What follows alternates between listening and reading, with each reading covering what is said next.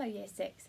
Last week for your history task I asked you to find out first-hand experience of people, what it was like for them when they grew up after the end of the Second World War. We're changing our focus a little bit for this week. What I'd like you to do in preparation for our Call Britannia topic is think a bit more about places, specifically the places where you live and how they have changed since the end of the war in 1945.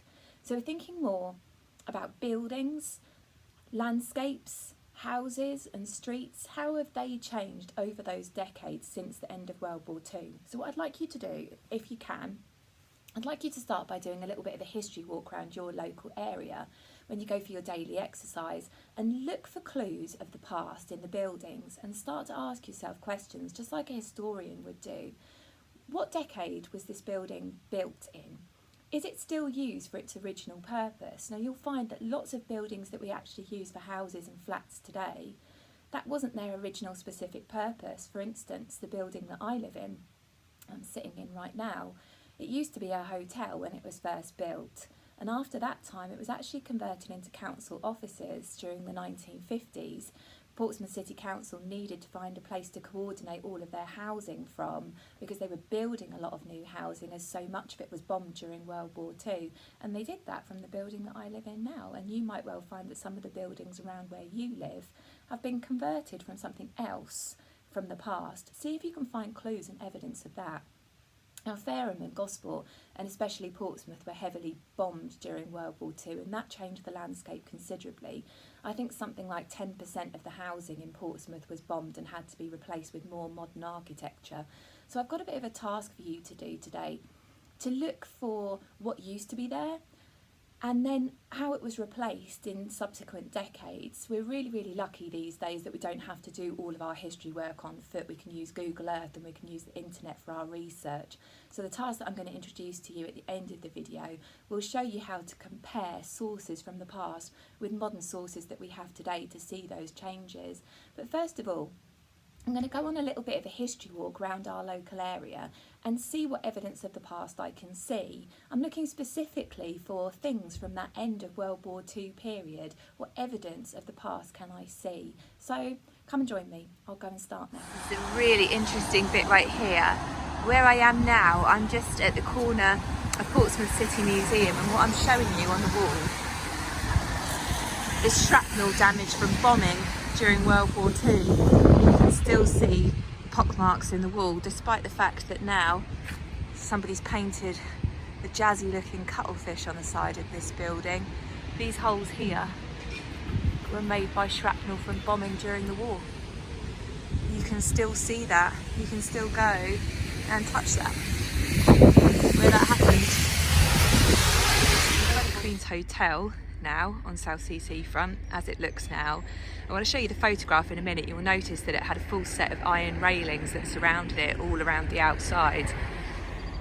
Just about here where I'm standing, and they were all cut down for the war effort. All of the extra iron, metal that wasn't needed in Portsmouth was used, melted down to convert into weapons and things like that. Now actually, if I dig around here in the stones, you can still see there's the original bits of the ironwork where the fencing used to be. So evidence of the past. So if you just notice in front of the building there, all of those little iron railings going right the way around the hotel, that's where I was just touching. This rather grand building on the corner here used to be the Grosvenor Hotel. I can see that. There's evidence of the advertising still on the side of the building there that you can just about see. And now actually, if I go around the corner, you'll notice that it's had a complete change of use. It's now owned by Portsmouth University, and they use it for accommodation for their students. As I walk up here, I'm at Clarence Pier, where the fun fair is now in Southsea. I wonder if I can do a bit of research and find out what that looked like in the past. Here's the pier in 1936, so this is just 3 years before World War II started. Let's see, whereabouts is it? Oh yeah,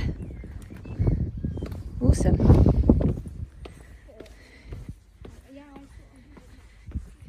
So right here, actually it's bigger than I thought it would be. I saw it on Google Earth and I read about it on a website called tracesofthepast.com. This is the base of where an anti-aircraft gun was placed during World War II. If I stand back, I'll just get all the buildings in shot behind it, and I should be able to compare it with a similar photo of what it looked like when the gun was actually in place. But a living relic of the past. You can go and touch and see the metal of right there, all the nuts and bolts, all still in place. And maybe it was the Queen's Hotel in the background there of the anti-aircraft gun placement. The photograph of the anti-aircraft gun is so old, but you can just about see the same buildings in the background there. I'm in Southsea Rock Gardens now. I'll show you a photograph in a moment of what it used to look like. Just notice how the skyline has really changed from the postcard of the 1950s to now, particularly high-rise buildings in the distance.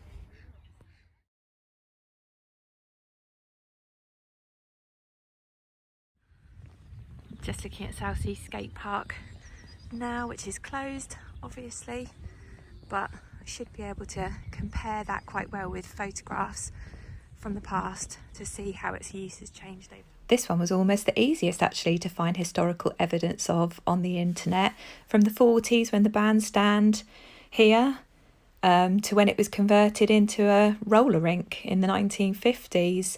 And it looks like, from all the photographs I've seen, it was a very, very popular place to go. And now we know it as a skate park. And just getting some shots of the wall here by the D-Day Museum. You can see the old original wall that went round the outside sticks out much, much further, and is a completely different colour of brickwork. And then the newer or later part of the wall has just been perched on the top. Quite often here, and I'm sure where you live as well, you'll see evidence of very old buildings right next to much more modern 60s builds or 70s or 80s build properties. It's interesting to see how perhaps some of them have maybe been destroyed in the war or had to be demolished as they've become old and not useful anymore. Here down Clarence Parade at this very modern set of apartments jammed in between quite old buildings on either side.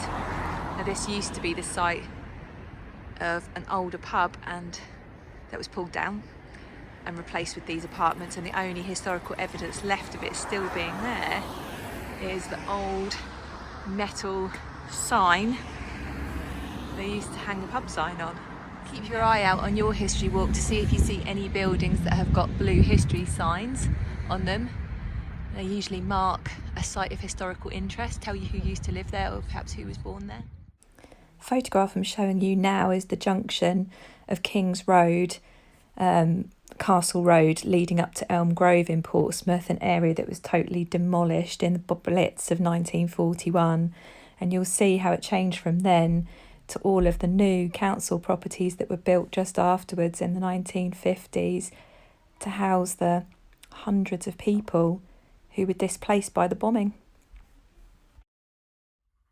Right everybody, I'm back from my walk around Portsmouth now. I hope you enjoyed my little tour of the historical evidence that I could find while I was out and about today.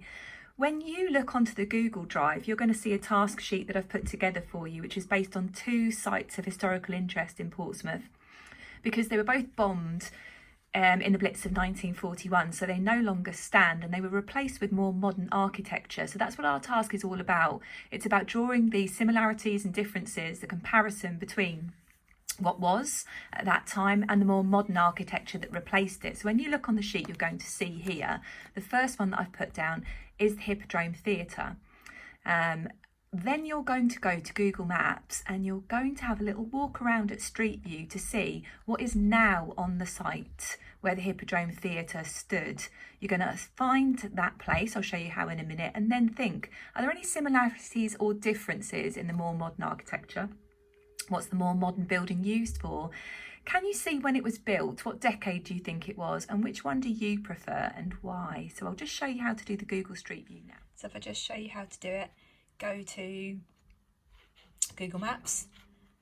For the Hippodrome, you want to type in Guildhall Walk, Portsmouth. And when you've got it, you can go to Street View by just clicking this little man down here. And then you can put yourself right into the street view and start walking around. Now I'm almost at the site of where the hippodrome was. You'll be able to spot it because it's still called hippodrome in some way, shape or form. But you can, of course, when you're in Google Maps on Street View, walk yourself around and take a look. Now, once you've had a look at the Hippodrome Theatre, the second building that I want you to look at is the Central Hotel. Now, this stood at the bottom of Commercial Road, where Commercial Road joins Edinburgh Road in Portsmouth. It's a very grand hotel in its day. And what particularly interests me about this one is the Central Hotel was completely demolished. But if you look at this little sliver of building here in the old photograph, this building still stands. So when you go onto Google Street View, you can be a bit of a history detective and see if you can find that exact location. What stands there now? Which one do you prefer and why? Draw those similarities and differences between the past and the modern architecture that's replaced it. That's all from me for today. Thank you for listening if you have been, and I hope that you can get out and about and do a bit of a history walk of your own. Let me know on the Year 6 email what differences you found in your local area. If you live in a more modern building, what used to stand on the site of the house that you live in now. See if you can get out and about and find some clues, some evidence of the past, and then have a go at the sheet that I've left you on the Google Drive. So good luck.